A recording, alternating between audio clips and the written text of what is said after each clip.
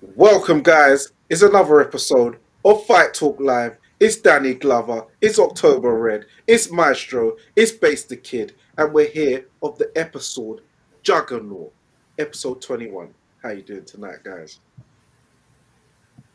Good, Danny. Salute, Thank you. salute. Good to be back on a Sunday. The Yeah, gang is back together. absolutely, absolutely. I don't think we discussed who was hosting this week, but I guess, Well, yeah, you started, Danny, so you yeah, take it over. Let's go. yeah. So I'm going to be the host tonight. Take us through Um, it, Danny. Take us great. through it. Very interesting cards this weekend. A lot of controversy. That is the main topic of this weekend, it seems, especially. Um, we saw the Frank Warren card. He's made his debut on the zone last night with heavy impact. We know that out of the three of the main fights, i.e., Lawrence Okoli and Richard Riakporhe, Dillian White, Joe Joyce fell through. But as we know, this week has been quite of a fall through kind of week because going back to GBM Sports this week, Oh, unfortunately, we had yeah. Jack Peters. He had to pull out of his fight with Daniel Dos Santos for Friday for the European light heavyweight title. Medical grounds. I saw Shakan on Friday. Very glad to see that he's okay. He had something. It was something to do with his bloods and his heart. So, you have to pull out with under medical grounds, especially with something that severe. And then ultimately on fight night, Daniel Dos Santos pulled out with against Brad Raya when Brad Raya stepped in on 3 days' notice. He was in his changing rooms and said he didn't feel well and decided to pull out Strip on the him. fight. Yeah, yeah. What's your thoughts on that first and foremost, guys? Well, October. What's your Well, obviously, he didn't fight last time because of, I don't know, medical reasons or whatever it was. So Shakan had a late minute opponent. Then Shakan had a health scare, but thank God he's okay. So shout out to Shakan Peters. Brad Way jumps in. Keen as mustard, getting ready to jump in there. Obviously, he had his flop on the Riyadh card, so he's lost out on a payday. Jumps in for this one. And then I heard that Dos Santos pulls a sickie in the changing room just before the fight. So how long is he going to be allowed to keep the belt when there's challenges up for him? I'm sure it was you, Danny, that said just let Brad Ray and Shakan go for it instead. So that's my thoughts on that. So, but GBM, the card was good. Emma Dolan, man, Emma Dolan, bad girl. yes, yeah, very impressive. Her fight did well, I don't know, base. Did you manage to catch any of the GBM or at all? The only fight I saw was Ben Crocker and Tiernan, Oh yeah, Tiernan Bradley. the main event. Yeah. Um, Maestro, did you see GBM? No, I didn't see BM, but it is interesting that Dos Santos pulled out like that. Did you say it was Again. twice in a row? Well, yeah, Oh, Mm. ultimately, I mean, I'd always seen him as like a kind of serious fringe contender, so it's kind of surprising that I don't know. Maybe he's sick. It doesn't mean that he's playing games or whatever. I guess, but I don't really know enough about the card or the events that occurred to make much of a comment. yeah. Okay. Well, moving on. Let's move on to the main crux because I know this is what everyone is waiting on. So, Mhm. heavy impact. We had chief support David Adelaide versus Jamie TKV for the vacant British heavyweight title. Um, a lot of controversy surrounding it. Uh, October. What's your thoughts on the fight? Um, I, for one, was really looking forward to the fight. I like the nostalgia that both of the guys gave us for the British belt. Obviously, from the initial lead up, the first when a fight was first announced when Okoli and Riakporhe and obviously White was still on the card. So, and then to this week with the talk sports shenanigans, which I enjoyed very much. Both of them going at it, both of them doing their best, and like I said, to me, they were selling the fight well. And then fight night, I have got some, like, they were going at it. You know, when you're walking out to get ready to get in the ring, they brought them out more or less just after each other. And Takivi was standing on the stage, Adelaide was at the bottom, and they were still giving it to each other before they got out to go in the ring. So that animosity carried itself all the way through until, the bell went, and that's when literally the beef mask dropped off, and then obviously they had their fight. I was there ringside. I thought the ref was very, very overzealous. He kept on slapping them. He's just kept on slapping them on their arms. Have you ever seen that like meme with that guy, and he does, like, he does the music and he's slapping, but he's slapping himself and he's like using himself as like drums, the old white brother. I don't Hmm. know if you've ever seen. That's how the ref was, like, continuously, like, just slap, slap, slap, slap. It's like, what's wrong with the ref, man? Just leave them to fight themselves out the clinch, etc. He did kept on saying break. I saw David complain to the ref quite a lot about the hits at the back of the head, other stuff. So he was very, like, vocal with the ref, to keep an eye on what Jamie was doing, because Jamie's known to get inside and maybe can get a little bit dirty with his tactics. So I think they made the ref aware of that, and because of that, he was overzealous. Then I heard him shout. He was continuously shouting break, and then I think, what was it, round 6 when he shouted break? I didn't hear him say it twice, but he definitely said it once, and he pulled, Said like, it three Jamie's. times. Did he? Okay, he pulled Jamie's arm, like, out the way, so Jamie dropped his arm, and then obviously the fighter and David went for the punch, and it. Like everyone said, protect yourself at all times. I get that. But the ref was, like, more or less not hanging on to Jamie, but it would have distracted him enough to, like, pause in that moment, even though he didn't say stop boxing. And I guess that's where the confrontation is. But I did, like, scream to say, like, you said break, what's going on? And then obviously from that shot, then my man never recovered until obviously he got the proper stoppage. Um, a lot of people are moaning about the fight. I didn't mind the fight. I thought it was all right. I sat there ringside, but it's a different feeling when you're ringside to when you're watching it at home. I'd like to see them fight again. Maybe there's going to be some appeals that are going to go in for no contest. Ben Shalom was there disguised. Like, where's Wally? He was in there. Apparently going off at the ref. I think the team went off at the ref. We've seen interviews with, um, Baza boxing going off at everybody, like fuming about it. So they were really upset. And I spoke to Jamie after, and he was quietly pissed. You know, he was like pissed, but like quiet about it. Like, when like, yeah, it was just strange, but it wasn't nice to see anyway. So it's one of them, and Mm. it's one of them. He's got the belt, and we'll see what happens. But I like all of it. I like the lead up. I like everything about the fight. I liked all of it, and that's just me and it, because I'm there. It's live, but I know everyone has different opinions. Dillian was moaning. I spoke to him. He said, "Oh, it was a trash fight." He goes, "Why'd you jab?" He was moaning at Jamie, continuously jabbing and then going in for the clinch. He was like, "Why wasn't he trying to fight on the inside more, etc., etc."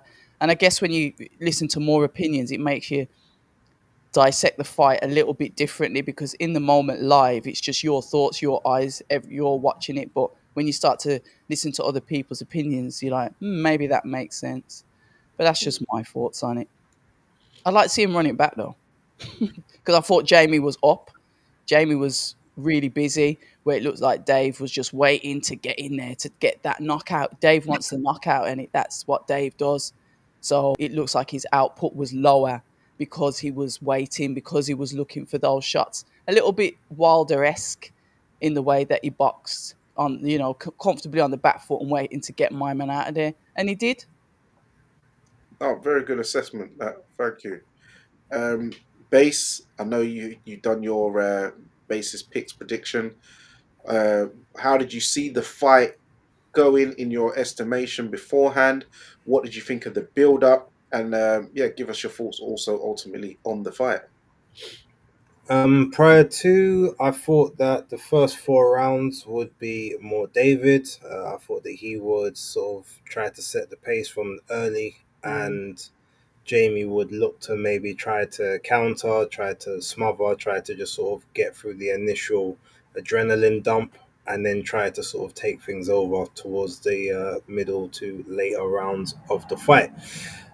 It ended up being totally different in the sense that it was Jamie trying to be on the front foot in the first 4 rounds, first 5 rounds, with David looking to try and set up a quick counter or trying to just basically just loop that left hook in. But he was telegraphing the left hook so much that Jamie was quite comfortable, like slipping under it for the majority of the rounds, and he was pretty much winning the fight at a canter in that initial stage. But there's always the presence of the shot. There's always the presence of that danger. Um, but in terms of the fight itself, before we even get to sort of how it ended, like it was a horrible fight, and I knew it would be. I said it would be. It mm, was a fight where the build up sold the interest in the fight because nothing outside of that was really going to.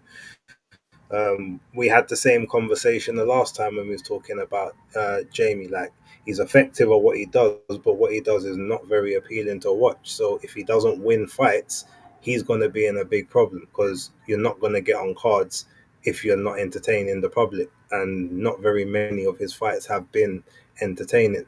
However, those tactics were going to get him that British title until the ref decided to make it all about himself, which he had been doing for the duration of the fight, mm, um, constantly calling for fouls that weren't there, constantly just trying to get involved, trying to push the two guys back, almost trying to show, look, I'm the big heavyweight in here, not you two. And it mhm, was just frustrating. And I was literally about to tweet like, "Is this ref want this fight to be all about him?" And then the knockdown happened, and as I had literally looked down to start typing, and then I see Jamie on the floor. So I heard the break, so I didn't think much of it. So I looked and I thought, okay, ref's gonna. It's going to let him up and then they're going to have 5 minutes or whatever. And no, he started counting. So that's when I tweeted out, what did the ref cause that knockdown? And a bunch of people, I think, okay. even tweeted me who said yes, he did. Yep. Um, saw the replays of it, which then kind of made it even worse because the ref went round one side of them, called break, pulled Jamie's arm down, then went round the back of Adelaide and then pulled down the other arm, saying break, break again. So Jamie's gone obviously to look at him, holding his arms out to say, "Ref, I'm not holding." Yeah. And then next thing, Whack. sucker punch. I don't blame David for the sucker punch as such, but that being said, the ref totally let that situation get out of control. Then he bottled it afterwards. He even lied in the corner to said that no, I never said for them to break and stop fighting. Um, to which point, even people's like, we can see it on the replay. You've clearly said break three You times. did? Why are you lying?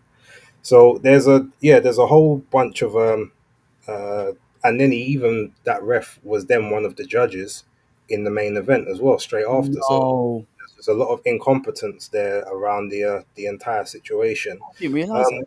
it's a tainted victory for David. I know he said, "Oh, you know what's funny? The same thing happened to me with Fabio, but not quite because they was in a clinch. Fabio, yeah, pushed him off with the shoulder, but the ref hadn't called break. He didn't touch them. He didn't hold. It was a totally different scenario. So Mm, it was a similar, obviously, they're coming together and then splitting apart, but it wasn't the same situation. But that being said, he can only do what he can only control what he can control. He got the fight. I don't know if they'll end up being a no contest. I don't know if they're going to appeal. I don't know if their appeal will be successful. But there's enough of a media storm going around. definitely. I think the most likely thing they'll do is just order an immediate rematch rather than actually put this fight as a no contest. Okay.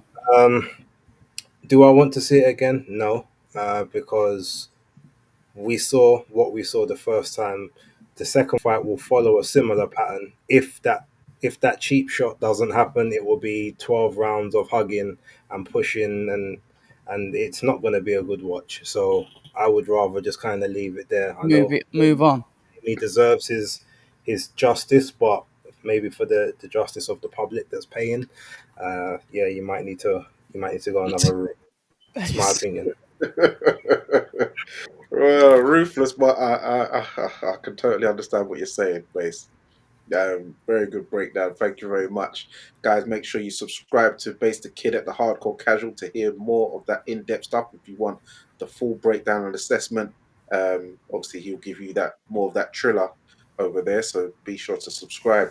Um, Maestro, I'm sure you watched the fight. I know you're a very big advocate of UK boxing.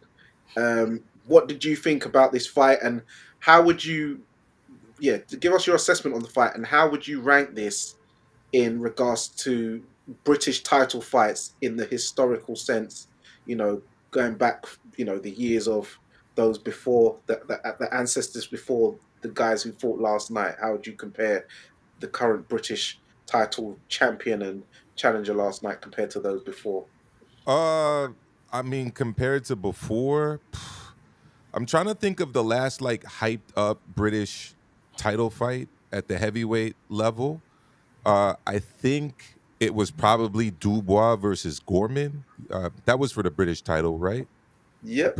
Yeah, so that's the last kind of one I remember that a lot of people were excited for. A lot of people were talking about. I was Clark looking and for. Wardley.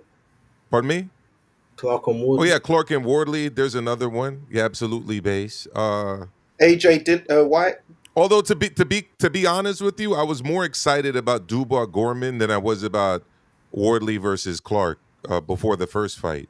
I What was about excited about Wardley versus Clark the second time because of how good the first fight was, and then that fight ended up ending in quick fashion, as we all know.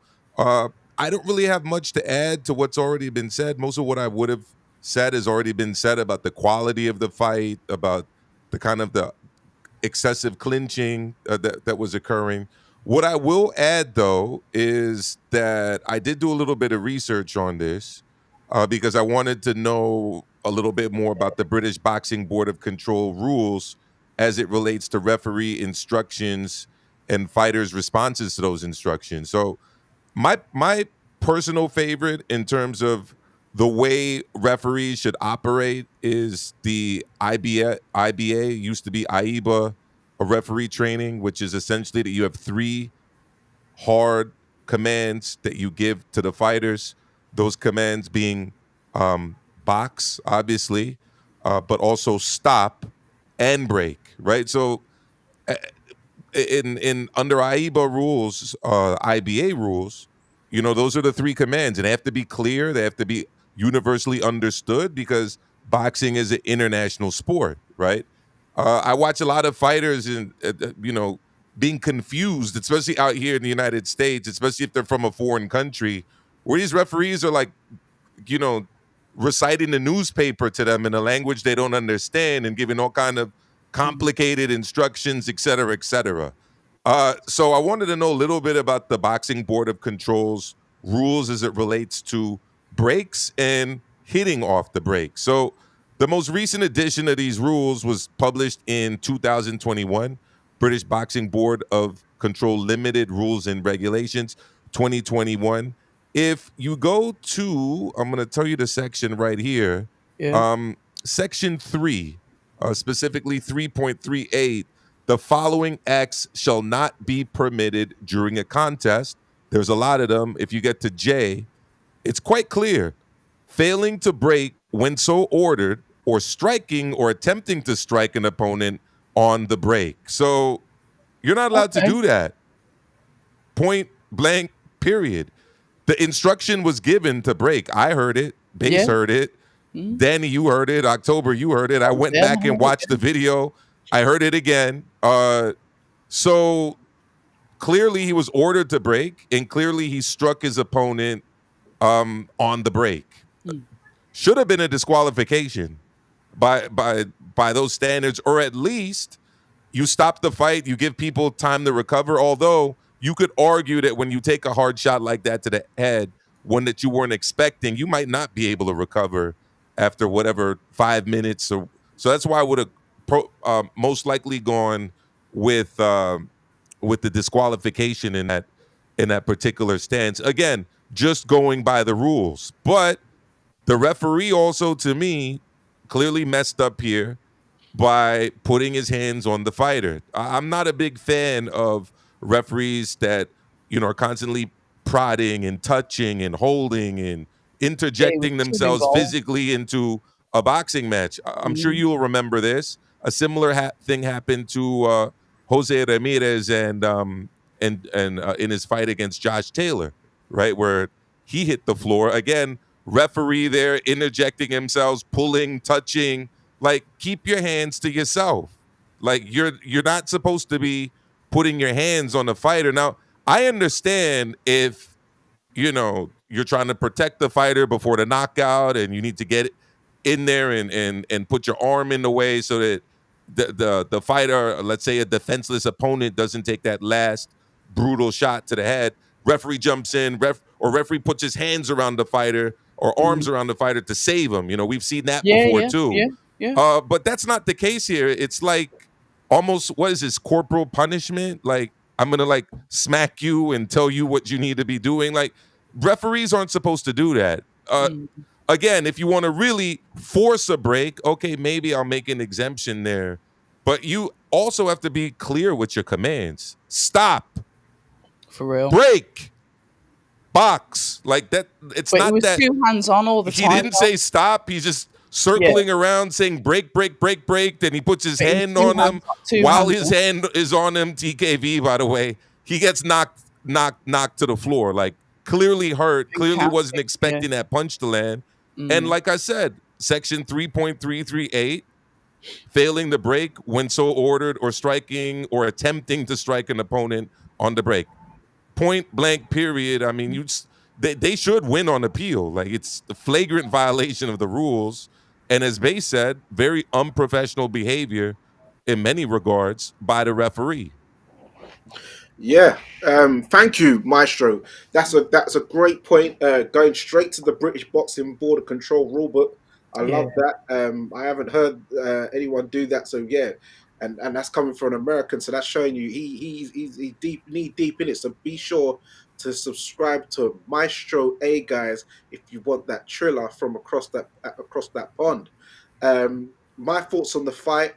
Um, Going into the build up, obviously this was seen as the least um, talked about fight. Yeah, But it obviously was. when the two other fights fell through, these guys, they definitely spiced things up because it lost a lot of steam and interest through the media and the public. The show, these guys did a great build up. You saw a lot of smack talk tables going up. TKV's cousin Gatez getting into the mix and the fold, so it was all getting a bit spicy. So yeah, come fight night now. I predicted that I thought that TKV was going to win on points. I thought he was going to do the inside mauling and sort of drain Adelaide out. But TKV, he actually opted to use his excellent jab, good footwork, box, um, a lot of clinching on the inside, but yes, it seemed like the referee was trying to make it too much about himself, which I didn't like. As Bay said, Adelaide saying that the same thing happened to him why he lost the bout against Wardley, but it was not. That's not the case because Wardley shouldered him off and then hit him with a two-piece. And the thing is, before that, a couple of rounds before, Wardley was skylarking, looking into the air, and Adelaide hit him with a couple of shots himself. So TKV should have been aware that Adelaide does have that in He's his sharp. arsenal. That he's a Mm. by hook or by crook. He says he's from the streets, and as they say, there's no honor amongst thieves. So whether he's your friend or foe, he's going to find a way. He was down on the cards heavily, so desperate times Mm. calls for desperate measures, and he's found a sucker punch. He's the type of a guy you've got to remember. If you look at the Fabio Wardley incident, the guy who hit Fabio from the blind side on two occasions, we know who that is. And then even at the after the weigh-in, when Adelaide was hopping on the thing, and TKV's cousin was saying, "Do your research, do your research." If you notice on the full length video on Pro something Boxing TV, fans. Pro Boxing Fans, Adley and his brother, they spin round them to get round the back of them while security's holding them. trying to get on that blind side. So they're always looking for them angles. They're always looking for that sneak attack. So you've definitely got to be on alert when you're dealing with these brothers. But yeah, when people say protect yourself at all times, I saw Adelaide put that in his caption. Obviously, he got shown the replay because he said he didn't hear the break, but had a cheeky smirk on his face. He heard the break, but hey, does what he needs to do. But people say protect yourself at all times, but it's hard to protect yourself at all times when the referee has now disarmed you Mm-hmm. and left you unprotected. He's got one arm out, the free arm which he was banging the body, and the arm out to show he's not holding. From when the ref done that, he's now opened him up for a free sucker punch. And obviously, David, that is his trademark move is the lead left hook. Yeah. Um, and he got clocked with it. So the referee, in my opinion, I think he definitely needs to be demoted down. He cannot be an A-star referee anymore. We've seen other referees get demoted in the past. I would like to see referee Ron Kearney get demoted down from an A-star referee because this is not the first nightmare he's had. He's had a few mad outings in the past, and I just think that he was not fit for purpose for this fight. It's unfortunate that this has happened on a Queensbury debut card because, famously on a Queensbury card before, Hamza Shiraz was, way down on the cards before against Bradley Skeet, and he resulted to some skullduggery of desperate times, desperate measures, tactics of throwing Bradley on the floor and hitting him about 2 or 3 times, and then Bradley got up, and then he got finished. So it's kind of like what uh, David Adelaide did. David Adelaide calls himself Big D. I've got to call him Big D for dog because it was a dog move. It was a doggerel move. But hey, I did say the reason why I thought that he would survive to the points is because he has got dog in him. He's got fight in him, and hey, it's not as they say. He's definitely got dog in him, and you can't really fault him too much. Yeah, it's not sportsmanlike, but You do the what you got main to do, innit? you got to do what you got to do, and the main blame is on the referee who that was just mad. He wasn't in control.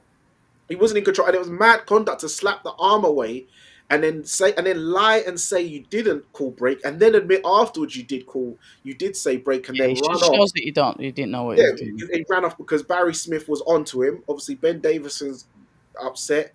Ben Shalom is out there. He's not happy at all. But I did see on Box Nation, David Adelaide did say he wants to run it back. So I guess he has Good. slept on it, and he's probably not had a good night's sleep because he couldn't go to bed really feeling like he's done it the right way as the British champion. Obviously, he's got the win, got the W. Um, He knows it's not really settled. It's not finished. It's not but conclusive. would he care though? Would he care? He's No, got he the does. win. He's got a conscience. Everyone's got a conscience at the end of the day. For him to come out on Box Nation the next day and say he wants to run it back, that means he's got a conscience, Okay, and I haven't seen that. he Section 3.39. When ordered by the referee to break, both boxers shall immediately take one step back before recommencing to box. The parting boxers uh, by force should be avoided if possible. So, I That's mean, down to him. he's What he he's not thinks. supposed to be touching these fighters, and they were both supposed to take a step back when he said break. So this isn't really that complicated to me. Just what is complicated, I guess, is whether people want to see this fight again, because I actually don't. Despite the ending, it wasn't a good fight. no, it wasn't a good fight to watch. So I know what Base is saying. For the public, would we want to see it? It definitely have to be on an undercard next time. Yeah, Well, like it was meant to be anyway, but obviously it got uplifted due to um, logistic reasons. But yeah, for justice, for the sake of TKV, it's something's got to happen. Even if it goes low on a card or something. But I'd like to see the rematch. But obviously, the fight I would like it to look aesthetically better on the TV. But there was a lot of argy bargy going on. both Adelaide punched. fighters. Yeah, Adelaide punched TKV in the back. TKV was mm, doing a couple of things as well. So pushing the Elbow. head down. Adelaide was using the forearm a lot. I Yeah, mean, Yeah, they elbow. both, it was yeah, just it was an ugly fight. yeah. Adelaide accused TKV and his team of having some kind of grease on their gloves and stuff, which was affecting his eyesight. But so it was a lot. There was Yeah, there's a lot of mazza going on that a night. lot to unpack there. Yeah, but yeah, we're gonna have to wait and see what happens. I don't know if it will be ruled a no contest. Normally, these things just get an immediate rematch, so we're just gonna have to wait and see what happens there. Really, um, main event: Joe Joyce, the Juggernaut, and Philip Hergovich, both coming off of losses, both looking for a way back into title contention. Um, as the main event now. Uh, Maestro, what did you think of the main event? I honestly saw this as like a promotion slash relegation match. Okay. The winner, uh, gets to stay. Or I should just say straight relegation match. The winner gets to stay on kind of the fringes of heavyweight contendership, while the loser is going to have some hard, long questions to answer about whether continuing his career or continuing his career at a lower level. Mm. Joe Joyce is going to have to go to that lower level now if he does want to continue to fight. Um, I don't really see a lot of options out there for him, potentially that he could like work towards, other than maybe a rematch with Daniel Dubois. If I was Daniel Dubois, I'd want to fight him again because I'd want to, even the score, so to speak. But I think Daniel Dubois' focus at the moment is probably on Usyk, right? Would he Um, even get any credit for that though, Maestro? If you think about it, if that, like you said, Daniel Dubois wants to avenge that, but Now, I mean, he would won't it get would it much even credit from the matter? fans, but he'll at least be able to end his career telling himself, He's telling beat his someone and his everything. Okay. Brazilian kids that he's probably going to have at some point, that Well, that's he coming beat soon. every man that he faced off in the ring with, and that's especially if Mm, he gets revenge against against Usyk, right? So as for the fight, what did we see? We saw Joe Joyce moving rather slowly, kind of pushing out that jab like she likes to do, getting mm. hit with way too many straight like right hands, We knew that was going and to happen. being openly susceptible to a hook. I was actually surprised Hergovich wasn't throwing that much, because one thing we've learned about Joe Joyce over the years, I think, is that he can kind of take a punch when he sees it coming or can kind of brace for it, but Mm, it's the punches that he doesn't see that really send him scrambling. Like that juggernaut shield that he has does not do too well when the shield is not preparing itself for a punch that it doesn't see. So we saw Zhang take full advantage of that, right? mm. I was expecting Hergovich to be a little bit more dynamic in his approach. I thought a little bit more highly of him than what I saw yesterday, because I was expecting him to take an angle out, hit Joe Joyce with a hook. I mean, it was there for him. He did try to throw uppercuts every now and again, but I guess, look, at the end of the day, when you're throwing the right hand and the right hand's landing with like, what, 60, 70% accuracy, it almost seemed like he couldn't miss with the straight right.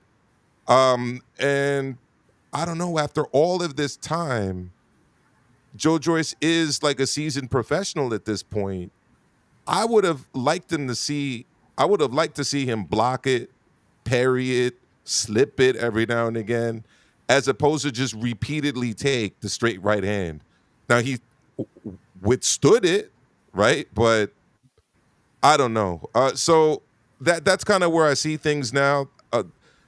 Hergovich stays relevant. He didn't look the sharpest. I think he blamed that on having a shortened camp. It wasn't a full camp. So let's see how he looks the next time out. Who will he face the next time? That's an open question. I don't really know. Maybe the winner of Efe Ajagba and Martin Bacoli, a fight like that.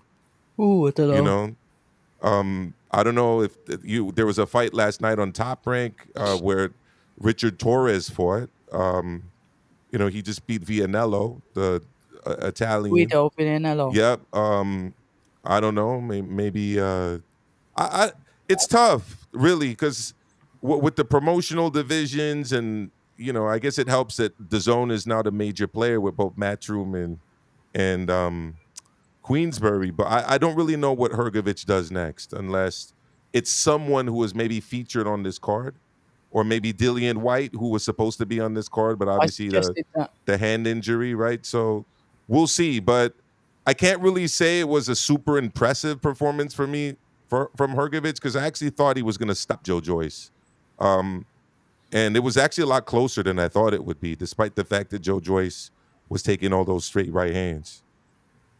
Mm, I hear that. Base. What was your thoughts on the Joe Joyce and Philip Hergovich fight? And where do you think both men go from here? I mean, it went pretty much as I expected it to. I predicted Hergovich on points. I thought it would be possibly like a split decision type situation where it might be a bit closer. Um, I mean, there was one scorecard which was scored exactly the same as me, which was the 95-96 one. The other two, I felt they were a little wide, but upon reflection, I guess if you look at the actual punch stats, Joyce threw a whole lot more than Hergovich did, but he actually, according to CompuBox anyway, didn't outland him in any round. So that in itself will kind of tell you that maybe those wide scorecards were fair. Um, Hmm. we also got to remember this was a Hergovich that, obviously coming off of the back of the Dubois fight, not been in the ring for nearly a year, and only took this fight on about 5 weeks' notice. So Yeah. there is enough there to say that potentially with a longer camp, because he kept complaining about he didn't really have a long camp. He was training, but he wasn't training for a fight as of yet. So he would have liked more time. So maybe with more time, you might see more of him. Now, obviously, back in the day, he used to be a very good amateur. He used to be a very good pro until he kind of got power happy fighting, the low level of opposition that he was. He might now get back to some of that, to some of the amateur skills that he had. And maybe a fight like this might be the wake up call, knowing that not everyone is going to be able, is going to just, succumb to your pressure. His last two opponents haven't, which has probably been like a very big reality check for him. So yeah, he's still got some work to do, but there looks like there's enough of a ceiling there to kick on to the next stage. In terms of Joe Joyce, I mean, it looks at this point like he's trying to take over the Chisora mantle. Chisora's about to bow out on number 50. It looks like Wow. Joyce is going to try get to like maybe 25 and just be that same vein. He's going to end up being that gatekeeper. I know his mum said she wanted him out of the game by the time he was like 38. So he's already It's upset 39 her. now, isn't he? Yeah. Yeah, I mean, at the end of the day, I said it on my video. I will say it here. One thing, look, we all knew that Joe Joyce's, his style, his ceiling had a shelf life, regardless of how everyone got gassed of him taking the shots or whatever. But I still maintain that as good a promotion as Queensbury are, they done rotten by Joe Joyce, and they probably hurt his career more than anyone else. Like, um, if almost it kind of felt a bit like revenge for what he done to Daniel Dubois. To be totally honest, obviously he was never their number one guy, but it was tough fight after tough fight after tough fight where other people got maneuvered into positions for world titles, and he was just on the outside looking in. He must feel Yeah, for real. devastated that he But Base, literally he knocked he out. had the WBO interim and he lost it to Zhang, so he was positioned for Yeah, a title. It could have been before yeah, that. but number one, it could have been before that, but Hmm. number two, he wasn't positioned next to get the title shot. He still had to wait. He could have been better positioned into a title shot, or he could have been given Earlier. easier. Every one of his fights was a literal tough fight compared to what Daniel got coming up to the Usyk fight. Mm. And obviously Joseph Parker literally just came in from the Joe Joyce fight and then moved on after that, which is fair enough. But Mm. I'm just saying, at the end of the day, you look at it and you say to yourself, I literally knocked out Dubois, I knocked out Parker, and both of them are positioned for title shots before me. Like, that's just, he has a right to feel aggrieved, and I feel aggrieved for him. But unfortunately, we see where the limit is, we see where the ceiling is, and with that style, it works until it doesn't. And unfortunately, right now, it doesn't work. He's too heavy. I don't think being in the 270s is really helping him. But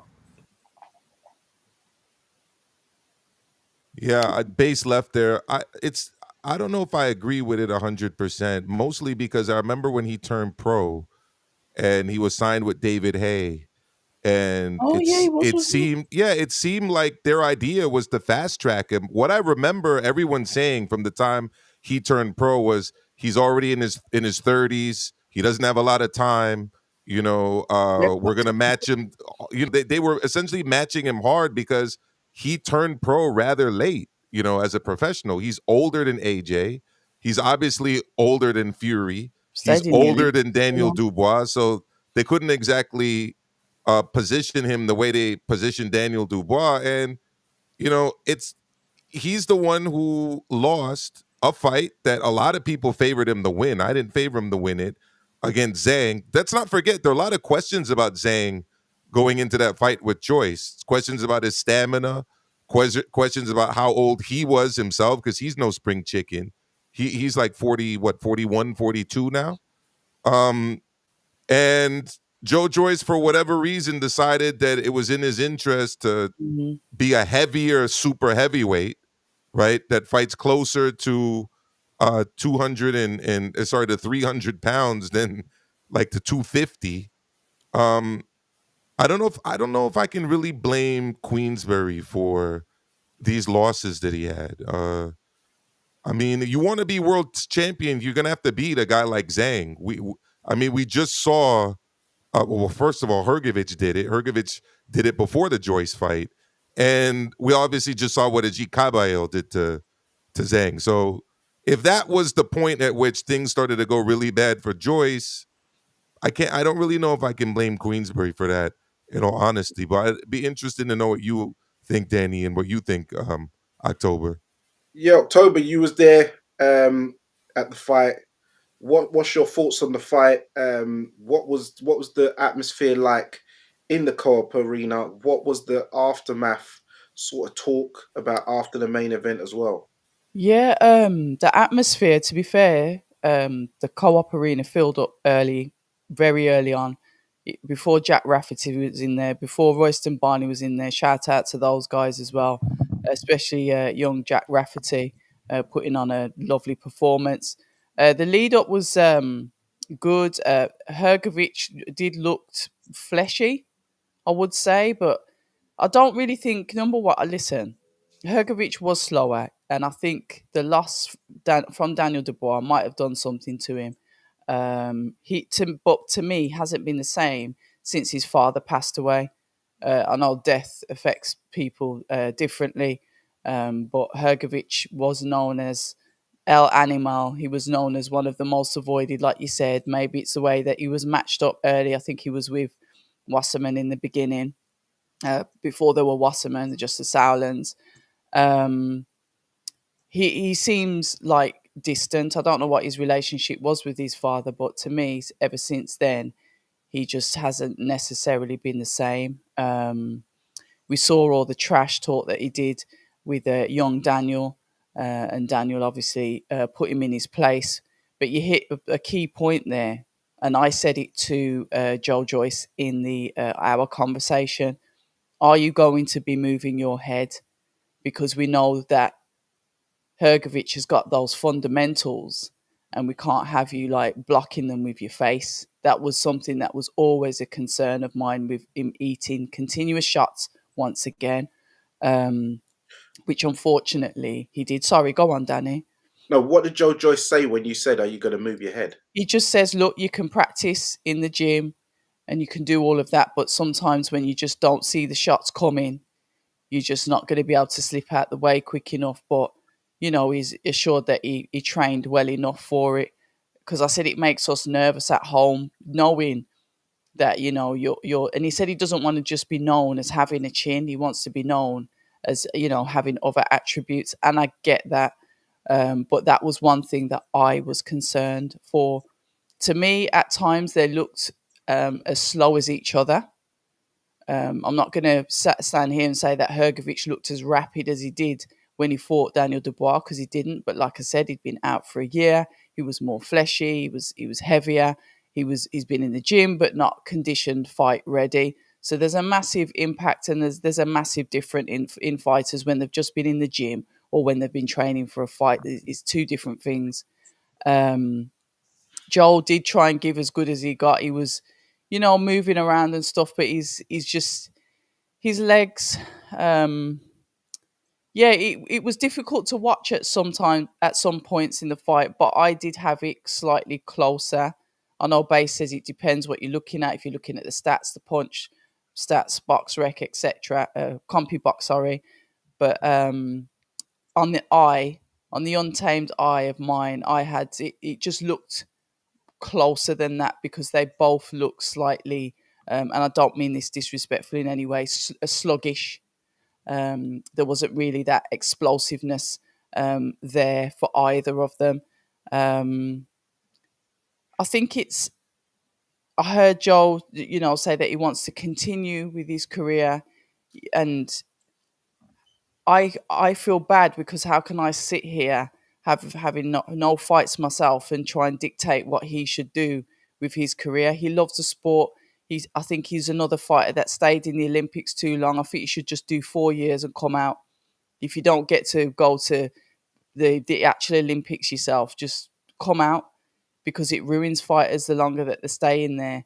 Their achievements tend to not be as good if they want to make it in the pro world. And I think that's what happened to him. I think he stayed in the Olympics, on the Olympic GB, stayed there too long. Hence his career starting so late. Whatever Joel decides to do, I'm with him as a boxing fan. Before I might have said, yeah, probably hang up the gloves. Now I'm just like, just do what you want. Mm. Just it's your decision. Just do what you want.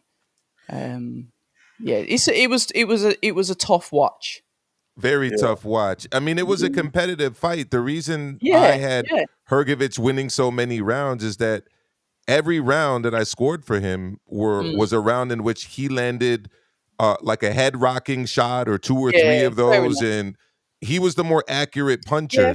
yeah, And he obviously got tired. You could see that he wasn't in the best shape himself. yeah. Um, which is understandable after a 5 week up camp, especially if you haven't been Mhm. seriously training. He hasn't fought for over a year, right? But Yeah. or about a year. But yeah, yeah, I'm with you, October. Either way, I don't think people can just rush to say that Joe Joyce should retire, because I remember people were saying that about Chisora like four or For five real. years ago, For real. and he's still getting a win here or there, so who Mm. knows? Who knows? Did you guys go ahead, Danny? Sorry. Yeah, But no, I was going to say, I was gonna, he was I was, hurt as well though, because he was saying he's heard the things that people said about him about CTE, and you just feel terrible, it like, because you're talking about another human being, and fair enough, we say it in like maybe jest, but he's digesting that as a fighter, and that messes with him. And like I said, sometimes I think we're too quick to like run our mouths, and we're not in their position. Yeah, we're saying it because we care. We're saying it because we don't Well, want I him to end mean, up but with here's the any thing, damage. But October. Is that affecting him because there's an element of truth in it? I can tell you this: if somebody starts accusing Shakur Stevenson of having CTE, like, he's not really going to take that personally. I, yeah, I hear I hear what you're saying, but I think Joel, as if he's always kind of been like that. Yeah. yeah, but it's got worse over time. But what I Okay. was going to ask you, October, I noticed quite a few people say, "Oh, they feel that this person or that person stayed in the amateur circuit too long, or the GB cycle too Yeah. long, and if you don't get to the Olympics, or you do one Olympics 4-year run, and Yeah. that's it." But where I disagree with that, or what I would say is, do you think there's something in the Great Britain GB setup cycle? Because if you Hmm. look at other areas like the Like the Cubans, Russians. like the Russians, a Mm. lot of these guys like Beterbiev, People. Lomachenko, these guys are turning pro at 28 years old, Triple G. 30 years old, Oh yeah, 31 years yeah. old, and they're turning pro quite later on in their careers. All They're right. around the same age as John. Heavyweights. No, but no, no, but the heavyweights, I don't know, Well, let's but talk about Jalalov. He's a two-time Olympic gold medalist, and he fought over the weekend as well. yeah, But how is he what fighting? yeah, but what I'm saying Yeah, is, on let me ask the question. yeah, go for it, Danny. So October, do you think there's something in the GB setup, or do you think it's actually an amateur thing? And what do you think it is about the GB setup which takes the prime years out of these British fighters in particular, compared to those from other continents and country and nationalities? That's a phenomenal question, and I've never looked at it like country based. I've never looked at it like that. I know you've mentioned some key players in there, but I'm thinking about the heavyweights. Is it something that heavyweights? Because remember, the amateurs, you're scoring points, continuous punches. Are they taking maybe too much damage as heavyweights over several years with tournaments, continuously fighting, and then coming into the pros? That's Hmm. just a theory of mine. I didn't look at it as specific UK based, but you're taking. It doesn't matter if heavyweights is heavyweights, and if you're getting punched by a heavyweight on a regular basis, if you look at the amount of years that you're spending as an amateur on the Olympic team or GB squad, whatever it is, you're taking a lot of punishment over the years, and then to turn pro, and then to take even more punishment, longer rounds, etc. Surely to God, that may have some sort of effect. I could be wrong. I'm just saying, and I'm only specifically thinking about the heavyweights, and I think one cycle. Me personally, I think one cycle's enough, and I can get shot down for this. I'm not really bothered. No, the reason why I asked this is because I've asked you to kind of, I know I've put you on the spot there, but what it No, is, it's cool. I know, but the reason why I've done this is because I want this to be a broader conversation. So I hope those of you in the comment section, especially those who you're watching back, or if this gets clipped up at all, it'd be good if we can get a good discussion on this, because even when we talk about other previous Great Britain Olympians, people said that about Luke Campbell, people said that about Okay, Frankie Gavin, people said that about a few other not amateurs who weren't necessarily heavyweights. What heavyweights. about Audley Harrison? Well, yeah, No, because he won it. He won it. Okay. Um, But I but but mean, that, Joe Joyce would at have the, won it. He finished with an Olympic silver medal. I thought he beat Tony Yoka. I thought he should have got the gold that year, to be honest, in 2016 against Rio. So, I yeah, mean, had he won that Olympic Games, he would have been an Olympic gold medalist. I yeah, mean, as but opposed to a silver medal, which is still a tremendous accomplishment. yeah, but with Audley, I think it was. I don't think it was that he was in the system too long, because he started boxing late in general anyway. Just Uh, quickly, though, Danny, what I will say is not every amateur program out there internationally trains the same way, obviously, and there's a lot of differences in terms of the way they spar, how they true. spar. A lot of other countries do a lot more technical sparring. Okay. And I would almost call it more like touch sparring, Yep. tactical sparring, as opposed to heavy sparring all the time. Like you guys would know more about what's going on in the UK on that front than me, but here in the United States, there's a big push at the amateur level to get away from constant, regular, heavy Okay. spars at the amateur level. Um, and that's not just heavyweights; that's all weights. Because Okay. that has been a big part of gym culture here in the United States. Yes, we've seen that. Hard spars. Doghouse. You know, Yeah. yeah. Yeah, but no, thank you very much, October, for that. And guys, please make sure you subscribe to October Red Media, and you'll be able to get some exclusive interviews from Fight Week and post-fight interviews on her channel at October Red Media. So please subscribe there. And you know, October, I know, and much respect for you to still make it on tonight. I know, you know, your night didn't end, the best way as possible. But hey, Now you're we're here. here. we're here. So We're here, but look, even like there, body sparring, touch sparring. I agree with that stuff as well. But speaking to Frank Warren wants his fighters younger. He wants them younger, fresher, so he can condition them for the professional game. I'm kind of with that as well. So, like I said, if you do one cycle, that's fine. But when you turn pro, it'd be nice for you to turn pro at something like 18, 19, so you can make the most of the professional game. I'm more for that than I am for fighters hoping and praying that they're going to be on the podium and get to go to the Olympics, because it's heartbreaking for some of them because they work extremely hard, then they don't get the opportunity. And sometimes it's just like whoever gets picked, it might not necessarily because they're the actual best, but they might be the favorite. And then people are staying on longer and they don't need to. So that's my opinion on that. I'm pro Olympics as well. I'm not thinking, oh yeah, she's and no, but I just think don't stay in there too long. yeah, Just I hear just that. don't stay in there too long. But what I wouldn't say 18, 19 necessarily for, I'd say most people should about 22, 23. Reason You being think because, older? yeah, no, a little bit. No, the reason why is because you can go through the schoolboys and the Yeah. NABCs, but when you get to 18 and you get the seniors, I feel you should definitely at least go into the ABAs or what they call it England boxing now, into the seniors. Because if you don't get into the seniors and you turn pro and you start getting hit by men, it can be a bit of a culture shock. So I think you should Okay. do a couple of years at least at As senior as a level and have senior. as senior bouts. Okay. So 2021 at least, in my And opinion. that's and now, For but I'll most, take that though because you understand. You've been through the amateur system. You understand it. This is just me looking on the outside. So yeah, 100%. I take that on board.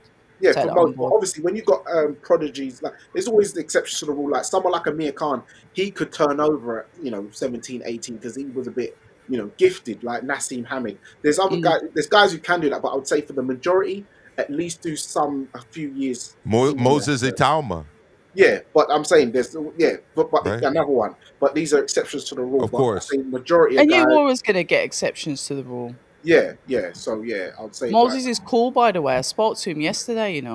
Really mm, cool guy. Yeah. yeah. Base, did you want to finish off your take? Sorry, I know you had a bit of problems And his there. traps are looking good, by the way. And that chest muscle look there looks nice as well. Just saying, isn't it? Yeah. Right. I'm not even sure the last thing that you guys heard, to be honest. No, But well, we were responding to Base's comment about Joe Joyce. So Yeah. That's I where think that's where yeah, this I know. spiraled from. and Queensbury and the trajectory of his career. We could probably Yeah, go to the but next what I one, was right? saying, because thing is, I heard yours, Maestro, and I actually tried to respond, but you guys Okay. couldn't hear me. So basically, what I was saying is, I I'm not saying that Joyce and that and his team are faultless in what happened. Like obviously they took the fights, they took the path, whatever. But we're talking about when they specifically joined Queensbury. If you look at the between the Daniel Dubois fight for both Yeah. of them, their next three fights each, compared to to when Daniel Dubois then got his title shot, he faced much easier level of opposition than Joe Joyce did and was maneuvered back into a world title opportunity. Whereas Joe Joyce obviously had Takam, Hammer. Okay, you might say Hammer was the gimme, but that was after having a year out the ring because I'm not you shows that didn't quite make it that year. He had the Hammer, then 2 fights after Hammer, 2 months after the Hammer fight is when he ended up facing Joseph Parker, and then about 8 months after that is when he ended up facing Zhang. Whereas with Daniel Dubois, you had Bogdan Hmm. Dinu, you had Joe Cosimano, then you had Trevor Bryan, then you had the Kevin Okay. Lorena. Then they sat out obviously with the knee injury or whatever it was and went straight into a Usyk fight. Yeah. So my point was just being that you knock the guy out and he gets to a world title shot before you is just not a nice. It was just not a nice way to go about it. That's all I was saying, and I get it. Okay. Daniel was always number. He was Queensbury's guy. He'd been there since he turned over pro. So I get having that loyalty. But I was just saying that Joe Joyce Mm. should feel aggrieved that he was never given any kind of quote unquote top billing or at least priority after beating the guy. and then beating the next guy as well. That was the only point I was trying to make. So while it is his fault and his team's fault for taking certain fights and maybe not navigating the way other fighters were doing and taking easy gimme fights and taking harder fights instead, but the promotional company could have done better by him. Was my point. Yeah. You know what, guys? You know what I forgot to ask about. We haven't spoke about Delicious's debut. Ooh, Delhi Ori. He, what did you, that was terrible. It's not much to say. I was just about to say, look, these debut fights of these like blue chip prospects, unless they end in like stunning fashion or there's some amazing display of skills, like I'm thinking about like what Roy Jones used to do to people when he was coming up. I mean, he's in there with a guy who has literally got no shot at beating him. So, but what did you think about the fight though, Danny? I, Impressed? no, I was not impressed Yeah, neither was I. By Delhi Ori. Um, people, Delicious. no, I'm not calling no man delicious. Yeah, Oh my name is days. Delhi. His name is Delhi Ori to me, or Del, or Del Delhi, like Boy. Delhi Ali, like Delhi. So yeah, Delicious. it's good to see the Olympians, having their debuts. You've got Pat Brown; he's had his debut recently. You've got Delhi Ori making his debut. I remember in the Olympics they said that Delhi was going to be the next AJ. I don't quite see it. We're going to see how he develops, but I wasn't actually impressed with that debut, unfortunately. So let's see how he gets on going forward. Rico thinks you're treating him the way Muhammad Ali was being treated when they refused I to call him refuse to call Muhammad him Ali Muhammad and were Ali. calling him Cassius Clay, Danny. Oh well, Your take here of not calling him by his government isn't going too well in the chat. just call it. Let's I just. I I think. I mean, going back to Young Delicious, I think there's a hell of a lot of pressure on him, and I think he was nervous. Listen, look. No, it wasn't the best fight to have as a debut, but he did get the win. Yes, of course, you would like to say he should have got him out of there. I think there's a lot of pressure on him. It's his first professional bout. I'm going to just let it run for the next 5 fights, and we'll see where we are with him. Um, he was as West upset. Midlands. Just saying. Wow. All I'm saying is the girls are different. Would you be having the same view if he was delicious from, I don't know, Peckham? Yeah, because I like South London boys. Okay, there you go. So At he least. might have even got a nicer. What about Um, delicious from Edmonton or Islington? don't know. The South ones always get a good reception from me. But There you go. anyway, I think it's because it's his first. I'm just not gonna be too harsh on him because it's his first fight, and I saw how Hmm. disappointed he was when he heard the cheers. Because I think was it Rafferty got his guy down. I can't remember who was on after him, and he paused when we spoke and he said, "That's what I wanted to hear, but I didn't hear it." And you saw the look, how disappointed he looked in himself, and I was like, "Yeah, you can't really go in on him." He felt it. He knows that he should have done better, and he's got to go back to the drawing board and really just calm down, just try and relax into it. This is his career. He's only going to get one time at it, but we'll see how he gets on. I'm going to say the next 5 fights we'll probably know where he is and what potential that he's got. Yeah, I hear that. look Base, at what do Base. you think? Base is getting comfortable. What do you think, Base? Like I said, my name for him, he's Mr. Ori. That's the Oh wow, name. another one. And at this point, it's a mystery as to where he's gonna go in boxing because that was the worst debut Oh, Base, seen, your and I'm not reception. being reactionary. I'm talking about me. Other people may have seen worse. It was awful as a debut, as in your It first wasn't fight good. to showcase yourself to the public. Hmm. It might have been first night nerves. So Yeah, I'm not I think gonna it was.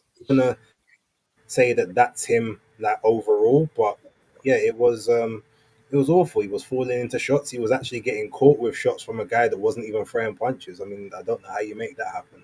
The 1-2 was very basic, forced telegraphed. He was falling over his feet. He wasn't getting his Oh, feet bless in him. close enough.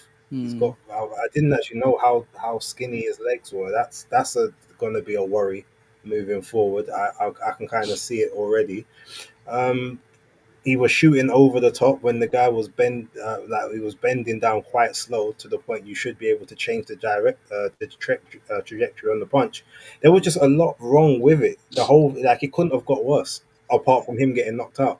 That's about as the only way that entire debut could have gone worse for me. So I hope that again it was the first day, and on the next one he may not impress me, but he may give me a little bit more to Yeah. look at and say, okay, maybe there's something here.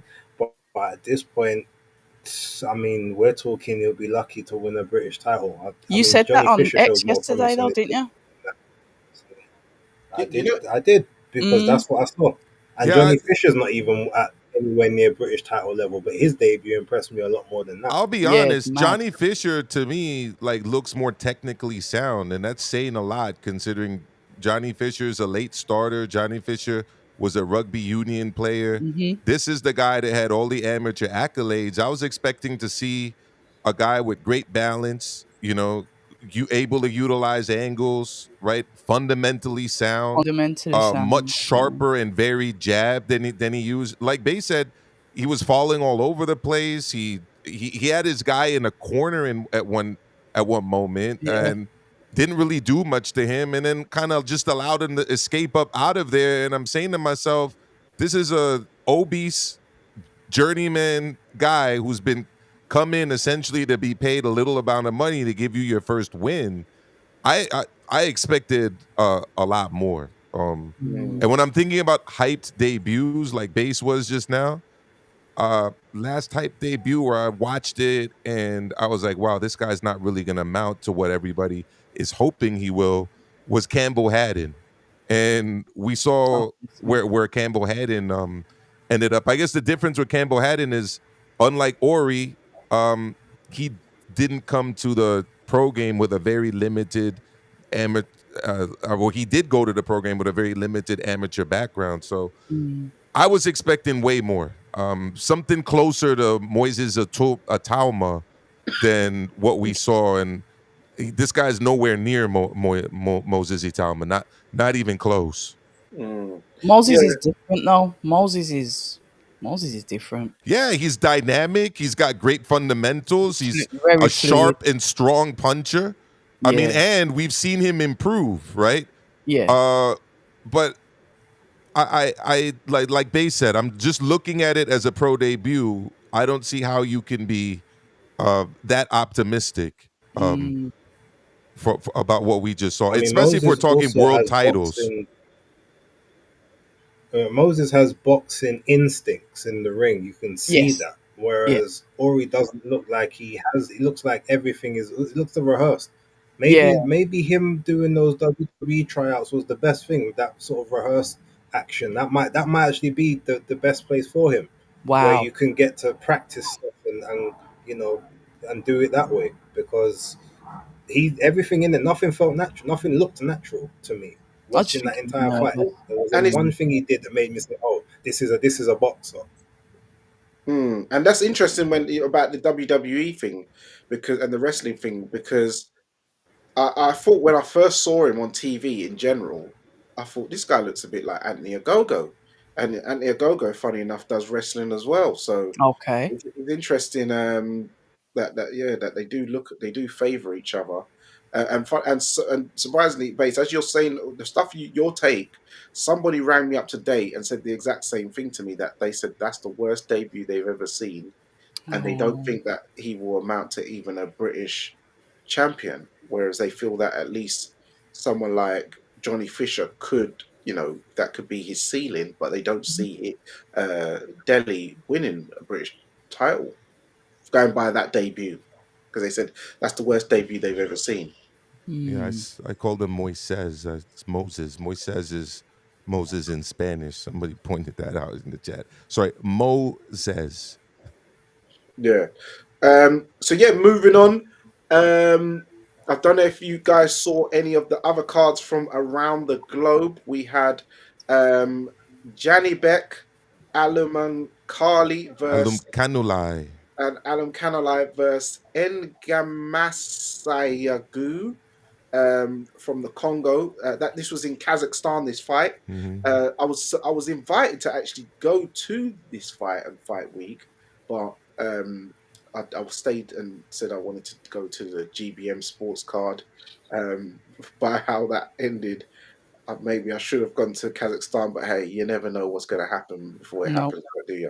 So yeah, Maestro, you saw you said you watched the main event. Yeah, I saw actually the undercard too. I saw most of the fights on that card. It was televised here in the United States on ESPN Plus. I think that the notable fights were the uh, fight featuring Jalalov, who, by the way, didn't look that impressive.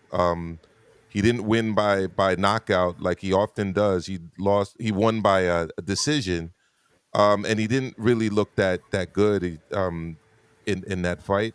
And then in the main event, Johnny Beck uh, did quite well. I don't think people were expecting much from the opponent. Uh, he did essentially what he wanted to win there. I mean, he did face resistance. His opponent was doing a decent job of trying to battle on the inside, work to the body. But Janibek's experience, you could see it. When he did decide to keep the fight at range, he was very sharp with his jab and it was straight punches, and he knocked the dude out. I think Janibek is clearly the best fighter at 160 pounds, and you okay, could see why he's essentially having a tough time unifying those titles. Because one name you never hear from people, unless it's before Adamis on social media, was "I want to fight Janabek." You know, true. so let's see if he can get a meaningful fight in the division, because this wasn't a top ranked show in the United States. He essentially went out for a second time in a row, fighting under the banner of a different promoter. First, it was Australia last year, I think, right, late last year. He went to Australia, and then there was this one in Kazakhstan. Oh, boys, sorry to interrupt. But before we leave, before we Mhm. exit the building, I've got to shout out Warren Boxing Management. They've kindly going to give me a small segment on their commentary on their show April 19th at the York Hall. Very first opportunity I'm getting there. That's on the Box Nation card. So yeah, shout out to Sonny Warren and Warren Boxing Management, Frank Warren. Really did say what he was going to do. And yeah, we'll see how it goes. So shout out to all of them. So I'll be making my first, yeah, Box Nation segment. Probably only for one fight, but I'm happy with that. It's progression, and that's all I want. Congrats, October. Well Looking done. forward to seeing it. Y'all hear me? Yeah, I can hear you. I think Danny, you're muted. Danny, you're muted. Yeah, sorry. Congratulations, October Red. I look forward to seeing it. I did see the calls on Twitex, people asking why are you not on the broadcast team for the DAZN lineup? I know because they put up the poster thing. So, but yeah, this is a sign of more things to come. So, I'm sure you'll do a great job and there'll be more of it. So make sure everyone who's watching here, make sure you tune in to that Yeah, I'll put segment. out a post closer to the time. Get the Yeah, subscribers over there on on the Box Nation YouTube channel. yeah. So, base. What did you think of Janny Beck versus Ngamasayagu? It's hard to pronounce it. Yeah, I didn't see it. I heard about the knockout. I haven't even seen the highlight, but I heard it was a brutal one, which I'm not surprised about. I think I predicted sixth round, and he did it in the fifth. So congrats, him, Jalalov, back to what's his name, Bakatir as well. I think is the other one who was on the card. Apparently, there was a few of them that won. That what got taken the distance. I'd have to check it, but yeah, because it was on Top Rank ESPN Plus. I don't have access to that out here. My Now TV doesn't work out here, so Mm. yeah. Uh, but well done to him. It needs to have a unification with Adames or Lara, but whether he'll get it or not, only time will tell. Yep. I managed to watch it today. Yeah, Janny Beck looked good. Came out first round. Towards the end of the first round, he dropped an Gamasagu with a hard right hand and a couple of punches followed. With that Agasagu, he had a sort of comeback in the fourth round. He was still trying to fight, but he was taking a lot of shots. He even hit the way he looked with the dyed beard and the hair. It kind of reminded me a bit of Richard Latte a bit. Yeah, with the Yeah, bleach. yeah. He was shaking his head a few times when Johnny Beck's hitting him and stuff, and then ultimately in the fifth round, Johnny Beck got him with the south because they were both southpaws actually as well, but lined him up towards the rope, hit him with a double straight left hand, bam, bam. But the second one just had him, as you say, base corralling on the rope, and he went down heavily. Um, he got up very unsteady on his legs, shake like wobbling. The ref waved it off, and he even sort of like wobbled his way back to the corner. So yeah, it was a very good highlight, real knockout by Johnny Beck, and yeah, Okay. I do hope to see some unifications going forward. But yeah, I'm sure they enjoyed the show out there in Astana in Kazakhstan. So yeah, well done to him. Um, any other fight? Oh, Tim Tszyu was back versus what's his name? Joey Spencer. Joey Spencer. Yes. So base October. Maestro, did any of you guys see I that fight? didn't catch any of it. Sorry. I saw the highlights of it just before the show. I wasn't expecting much from Joey Spencer. Last time I saw him in a meaningful fight was against Jesus Ramos, and he got absolutely outclassed and destroyed. And the referee threw in the towel on this one, because he really wasn't putting up much resistance there towards the end. He's a guy that likes to stand and trade with you, but doesn't really have the skills or the power to do it above a certain level. And he met that level against Ramos. He met that level again against Tim Tszyu. The thing that did surprise me the most that I was mentioning to you guys before the show started is it looked like a large sellout crowd. So Tim Tszyu clearly hasn't lost his a star status there in Australia. So it's going to be interesting to me to see whether or not he tries to go back to the United States again for more fights. We'll see about that, but or whether he fights Thurman next. Yeah. Uh, base. Do you have one? Did you see? I didn't see Oh, okay. it. I know I know Maybe if you could turn your camera the off, base, because result. we can't hear I you. thought he probably would get a point. Oh, great. All right. Forget it. Oh, his reception's going. Yeah. But base Okay. is out there in the sunny US. Yeah, that Jim Jones summer in Miami, man. Oh, I love it. for the springtime, but yeah, he's enjoying. When I saw Tim Tszyu, he looked good. He looked like he's changed his style a bit. Um, come out using more combinations, especially in the fourth round. Has he got the finish?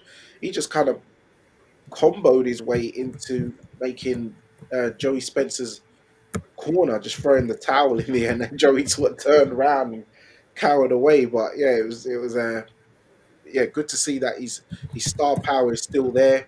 He's still got the support, but yeah, good comeback win for Tim Tszyu because he had a torrid um, past past year, due to his team. People saying the matchmaking wasn't the best. So yeah, people say he's back. Uh, Everyone's calling for the Keith Thurman fight next. Obviously, Keith Thurman made a statement. and a good advertisement for himself over across the pond in Australia. So yeah, that seems like the sensible, obvious fight to make. So I look forward to that one. Yeah, go. Oh, because that was a what card was that? That was a Tasman Fighters card, right? You mean the Tim Tszyu fight? Yeah. I thought it was No Limit. Oh yeah, no limit. Yeah. Sorry. Yeah, no So limit, and it was streamed. I didn't even realize this until before the show, but it was on Amazon Prime here Ooh. in the U.S. and you can see the highlights on the Prime Sports YouTube channel. okay. So when they also Janibek was fighting on a top ranked card as in Kazakhstan, but there was also another top ranked card in the USA with base your boy Richard Torres Jr. versus Guido Vianella. So yeah, give us your assessment on that, on his performance and what you thought and how far you see him going. No? Oh, sorry. Yeah, Bass's reception's caught, man. He's caught. Okay, yeah. Yeah, Maestro, what's your thoughts on the same question to you? What do you think? Okay, so I think the meaningful fights there were really about the main event, and then those who were high on Abdullah Mason as a lightweight prospect were interested in that fight as well. Abdullah Mason won by stoppage, and in the main event, Richard Torres uh, used an aggressive attacking style, kind of ambush style, with head movement and a strong jab that he threw at the head and at the body, and then he'd get Vianello in there and try to go combination punching on him against the ropes. Vianello did have some success, especially in the middle rounds, but he was deducted a point very early on by the referee for excessive holding. Um, In round two. yeah, round two exactly. I think after that is actually when he improved a bit because he was forced for a spell to kind of really throw more punches and move a little bit more on the outside, or try to at least get a little bit busy on the inside and work as opposed to just hold. But that was definitely a deficiency in his game. Going into the fight, Vianello, I thought we'd see a good performance from him because of his successes against Ajagba. That was a close fight that he lost. His other only loss was because of a cut he sustained. And then, of course, in his last fight, he beat Arslanbek Makhmudov, right? I was actually at that fight in Quebec City, but he didn't really do what he needed to do to get a comprehensive victory, especially that last round. I thought he lost it in this fight. And where does Torres go from here? It's tough because he's still an undersized heavyweight. I don't know if he has the punching power to really make a mark at the next level beyond this level. Um, because Vianello's not, anywhere close to like a top 5 type heavyweight. And yeah, Tim Bradley was talking about after the fight him fighting Jared Anderson. I think that would actually be a good fight because they're both on top rank. But it wasn't the greatest card, but it was entertaining, and that particular fight was better than the Adelaide fight versus TKV that we were talking about earlier. So after watching that, I guess this fight seemed maybe better than it was. But Okay. there you go. Yeah, and I wouldn't say he's an undersized heavyweight because Usyk's only 1 inch taller than him, and they're probably weigh about the same. Um, but yeah, compared to a lot of these big dudes, he's gonna need to know how to deal with these guys because they are big. But obviously, Usyk has the formula to deal with the big dudes. But so He yeah, throws but more. Yeah, so go ahead. yeah, as you said, he throws a lot of punches. Yeah. I thought it was a good performance. Vianello, as you said, after round two, he started to be a lot more positive. Caught Torres a few times, and Torres's chin it stood up. Torres caught him with some big hooks, some big straight rights, which had the crowd going, the commentary going. He even had Vianello going, like rocking in about round 8 or 9, and I thought he was going to get him out of there, but Vianello was able to sort of, sheep and shape and kind of survive in there. And then, you know, Torres started trying to put it on him again in that was it, the eighth round. He got wobbled. The ninth round, he tried to put him on again. Still couldn't get rid of him. And then the 10th round, they just went back and forth. But it was a bit of an entertaining slobber knocker, kind of like. And I will say, shout out to Base. I remember on Base's picks, you did say that you saw it as Torres having a lot of success, but losing a lot more rounds than people would expect him to lose, and that Guido Vianello will have a lot more success and cause some issues, and make Torres answer some questions in the fight, which people might not necessarily expect, and that is kind of how it played out, in my opinion. So yeah, Stradamus struck once again with that assessment pre-fight. So yeah, shout out to Base on that one. Trying to think. Yeah, Abdullah Mason. He dropped his guy about 3 times. Every time he was landing some. The weird thing is the massive shots he was hitting the guy with.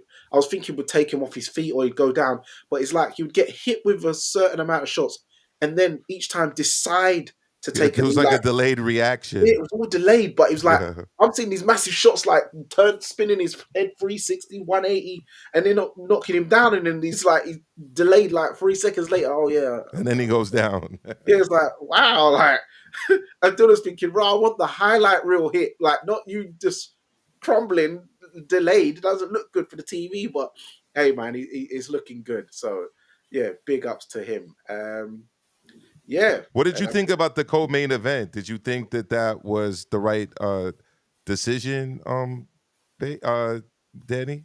I didn't see the co-main event. I literally, because I just watched the top rank card today. I did all the catch ups today. The only fight I saw was the Frank Warren card, the Queensbury card, but everything else, It was no it win. was a close fight. It was Elvis Rodriguez from the Dominican Republic, the Freddie Roach fighter out of Wild Card that Freddie Roach at one point said was like the best prospect he's ever had. He suffered his second loss to Lindolfo Delgado, who fights out of Robert Garcia's gym, the Robert Garcia Boxing Academy, former Mexican Olympian. It was a very competitive fight. No uh no real super dramatic moments, but kind of a back and forth fight, both guys having their successes. Went to a decision, and like Lindolfo Delgado won. So that Yeah, and that was a 140 title eliminator too, by the way. yeah, Philip Ansah had it 96-94 to Delgado. Yeah, Uh, that's fair. I'll have to watch it. I didn't Yeah. see that one. So yeah, I think that's about it, guys.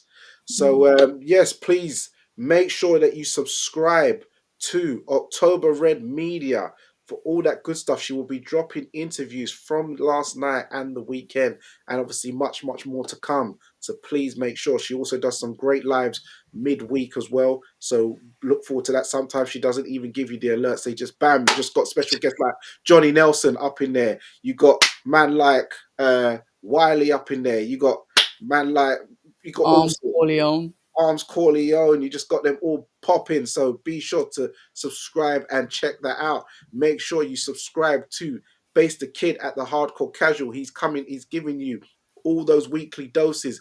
He will do the casual streams. He will give you the basis picks. He will give you the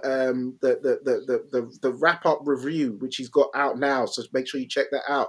I'm still waiting for the next installment of Femme Files, because we've got a lot of women coming through, Base. So you got to get that. You got to give us that. I know you're saying you want my long form of the fight of the Neutral Corner podcast. Well, I need that Femme Files material, please, brother. So yeah, make sure you subscribe to Base the Kid at the Hardcore Casual, and obviously he'll give you much, much more. We've got Maestro Amilcar. He's giving you all that good stuff. He does collaborations with various guys. Joe Habib. Also look for him at the Madison Square Garden. The Madison Square, what's it? MSG? Madison Square Garden, right? National Square Yeah, Garden. Maestro Square Maestro Garden. Square But Garden. I will say, Danny, that I'm actually looking forward to being in attendance this weekend at the Boots in and Stanionis fight. Oh I'm yeah, actually shit, so I'll yeah, be yeah, there. yeah. So I'll try to I'm looking drop forward some to that. comment from some content from that fight card. Yeah, so make sure you try and tune into Maestro Square Garden and get the content.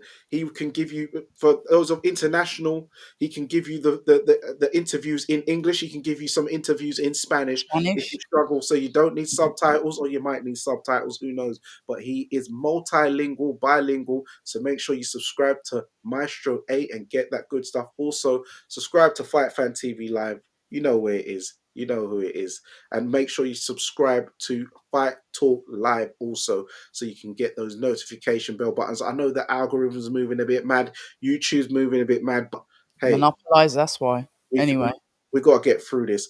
Tomorrow we've got Fabio Wardley versus Jarrell Miller press conference going on. I'm sure there's going to be a lot more content coming through. So make sure you like, subscribe, share, comment, hit the notification bell button, and that's it. It's another week of Fight Talk Live. You know where it is. It's Danny Glover. It's October Red. It's Base the Kid. It's Maestro A. And remember, guys, persistence beats resistance. You know where it is.